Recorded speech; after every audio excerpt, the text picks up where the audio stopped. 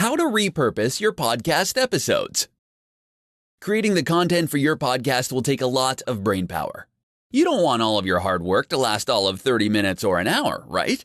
You want to maximize it, and the best way to do that is by repurposing your podcast episodes into other formats.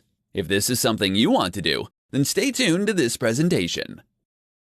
To fully get the most out of each podcast episode, then you need to plan beforehand. Have your outline, draft, and notes on hand so that when you start repurposing your content, you can do it in the most efficient manner. To begin with, your outline will probably make for a great infographic. Now, the thing is, you don't have to design graphics all by yourself.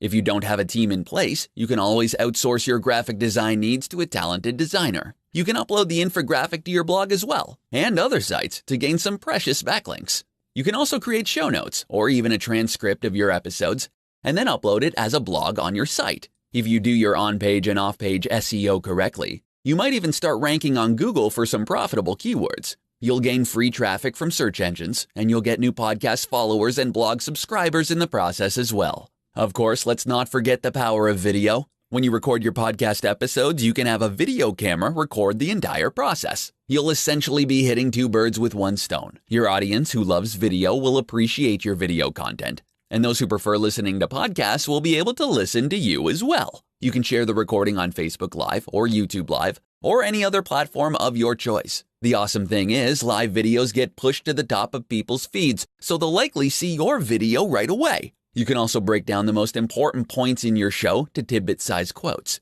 You can then ask your graphics guy to create social media graphics. You can watermark it with your link, because as you probably know, graphics get a ton of shares on social media. Lastly, to tie everything together, you should then cross-promote the different repurposed formats in various platforms.